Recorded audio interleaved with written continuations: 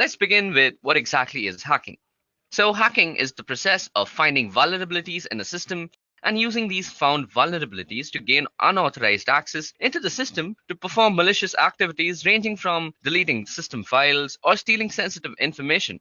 Hacking is illegal and can lead to extreme consequences if you're caught in the act. People have been sentenced to years and years of imprisonment because of hacking. Nonetheless, hacking can be legal if done with permission.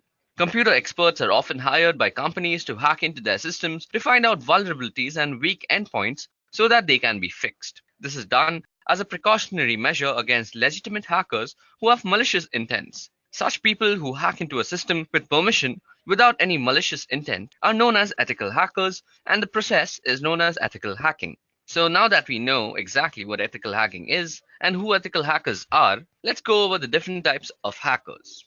So, firstly, we have white hat hackers. Now, white hat hackers is another name for an ethical hacker. They hack into a system with prior permission to find out vulnerabilities so that they can be fixed before a person with malicious intents finds them and does his job with it. After that, we have black hat hackers. Now, black hat hackers, also known as crackers, are those who hack in order to gain unauthorized access to a system and harm its operations or steal sensitive information. Black hat hacking is illegal and has always been illegal because of its malicious intent, which includes stealing corporate data, violating privacy, damaging the system, blocking network communications, and much more. Following which, we have grey hat hackers. Now, grey hat hackers are a blend of both black hat and white hat hackers. They act without malicious intent but for their own fun. They exploit a security weakness in a computer system or network without the owner's permission or knowledge. Their intent is to bring the weakness to the attention of the owners and getting appreciation in form of a little bounty from the owners. Last but not least, there are suicide hackers. Last but not least, we have suicide hackers. Now, a suicide hacker is a person who works with the intent to bring down major corporations and infrastructure. These kinds of hackers are not scared of the consequences of their actions as they mostly work with vengeance in their mind. These people are also called hacktivists because they mostly utilize the technology to announce a social ideological reform or some religious reform or a political message. In general, most hacktivism involves website defacement or denial of service attacks.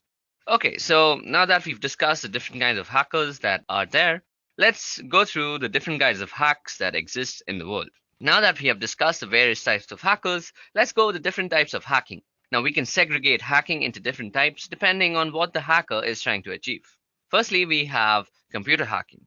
So, this is the process of stealing the computer ID and password by applying hacking methods and getting unauthorized access to a computer system. Secondly, we have password hacking. Now, this is the process of recovering secret passwords from data that has been stored in or transmitted by a computer system.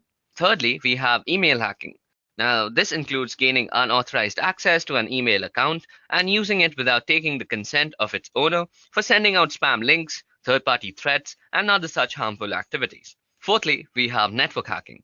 Now, hacking a network means gathering information about a network using a tool like Telnet, NSLookup, Ping, Tracert, or Netstat. Now, these are done with the intent to harm the network system and or hamper its operations.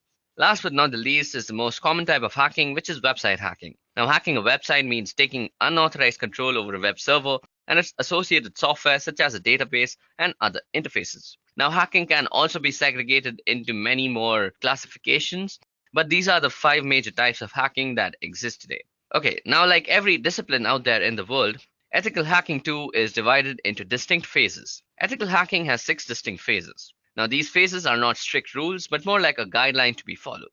Now, the first step or phase of ethical hacking is called reconnaissance. Reconnaissance is the process of information gathering. In this phase, the hacker gathers relevant information regarding the target system.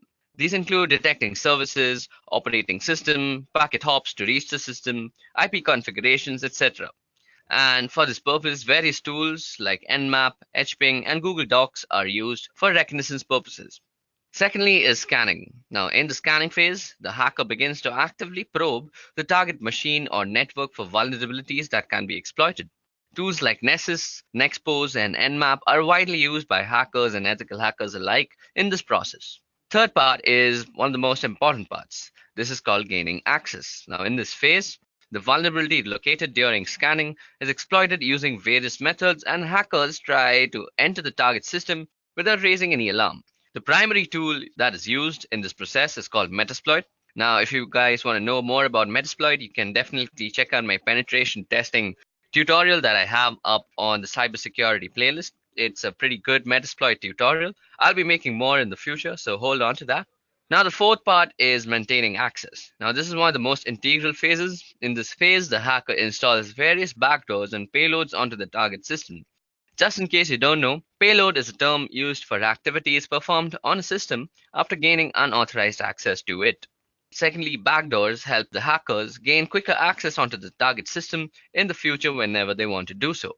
Now, the fifth part is clearing tracks. Now, this part is an unethical activity. It has to do with the deletion of logs of all the activities that take place during the hacking session. Nonetheless, ethical hackers still have to perform this phase to demonstrate how a black hat hacker would go about his activities on the system that is being targeted. Now, last but not the least is reporting. Reporting is the last step of finishing the ethical hacking process. Here, the ethical hacker compiles a report with his findings and the job that was done, such as tools used, the success rate, vulnerabilities found, and exploit processes. Okay, so now let's discuss reconnaissance a bit more. I've already mentioned that it is the process of gathering information about the target system, but what kind of information are we trying to gather? Well, to list them out would be a task, but they can be boiled down to the following. Firstly, we're trying to gather some initial information about the network, like the DNS as such. Then we try to determine the network range. Thirdly, we try to identify active machines that are on the network. Fourth, we try to discover open ports and more access points into the system. Fifth is fingerprinting, that is trying to figure out what operating system is actually running on the network. Then we try to uncover the service ports that we're trying to target through ethical hacking. And we also try to map the network and how it's actually working. Now, these topics will be discussed in details in the upcoming videos, but for now, let's focus on active and passive reconnaissance. Now, reconnaissance is of two types, active and passive. So active reconnaissance refers to the process when you, the hacker, directly interact with the computer system to gain information. This information can be relevant and accurate, but there is a risk of getting detected if you're planning active reconnaissance without permission. If you are detected, then system admins can take severe actions against you and trail your subsequent activities. Then we have passive reconnaissance. Passive reconnaissance is exactly the opposite of active reconnaissance. That means you, the hacker, don't have any direct interactions with the computer. This process is used to gather essential information without ever interacting with the target system. Okay, now getting deeper into reconnaissance, we can talk about two more things. That is footprinting. Now, footprinting is basically the first step where a hacker gathers as much information as possible to find the ways to intrude into a target system, or at least decide what types of attacks will be more suitable for the target. Now, footprinting is a part of reconnaissance process which is used for gathering possible information about a target's computer system or network. Footprinting could be both passive and active.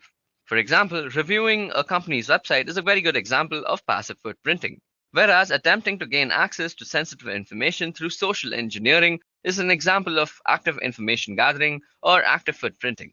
Now, during this phase, an ethical hacker can collect some information like the domain name, the IP address, namespaces, employee information, phone numbers, emails, and job informations. Now, let me just show you guys how easily footprinting can be done from your own computer. Now, you as a user can extract the basic and easily accessible information about any computer system or network that is linked to the internet. General footprinting can be done by anybody in all honesty. Now, let me show you how. So firstly, suppose you want to know the domain name information. You can just do this by going online. Let's just open a new window. So Whois is a method of actually knowing the domain name specification. So suppose I want to know the domain name of something like edureka. So I just search and it'll give me all the information about it. So like you can see, it's the domain name is edureka.co. It's registered under the network solutions. You can go and find the registered date, when it'll expire, when it was last updated, the status that it has some client transfer prohibited. Then we can see the person it's registered under, like it's registered under this person called Kapil, and it's in Karnataka, India. that we find a lot of information regarding the domain server that we are running on. Now, this was very easily done by just going onto a site called Whois and just typing in our domain name. We can also find the IP address of edureka.co. For example, if you were to go on your command prompt, suppose you want to know the public IP address of any web server. For example, I'll be using edureka.co. All you have to do is try and ping that web server, edureka.co, and you just ping it. Now you see that we are pinging. Now this is the public IP address of edureka.co, and it was very easily found out with a very simple command. So this is how a hacker generally goes through his day. If he's trying to gather some information about some target system, he will just ping that address. You can also find the hosting company. So let me just show you how to do that. So for that, you just go on Google and go on the site called IP2 location. Click on the first link. So it shows me information about my IP at this moment. So you can go on this IP locator demo out here and enter an IP address. So suppose we enter this IP address that we just found out. So a hacker is trying to target edureka.co. So now he's found out the IP address. He could just simply go on IP locator and find out some more information about this web server. So as you guys can see, it's in the United States. It's the ISP is Amazon Technology. So it's basically an Amazon web server. It's where the station is in Portland. And there's a lot of other information out there. Now, you can also find out the history of a website like edureka.co by just going to archives.co. So you go to archive.org. So if you want to know the history of a website or a target system that you are going to target as an ethical hacker, people normally use this place called archive.org. Now, suppose I want to know the history of Edureka's website. So I go in and type that. And firstly, it'll show me when archive.co has crawled through Edureka's website. So these are the dates it has crawled through. Now you can ask for a summary of this website and it'll give you some important information like how much text has been captured, how many images were captured in PNG format, how many images were caught in the JPEG format, how many JavaScript applications or JavaScript scripts are there, the amount of CSS. It gives a lot of information to an ethical hacker to work on. That is information to make him decide what kind of attack he's actually going to perform. So here you can see a summary of the host domain and the TLD, and you can also see the MIME type summary out here. So these are a few easy ways anybody at home can gather some information about any system. Now you can also refer to my Nmap tutorial. Let me just show you.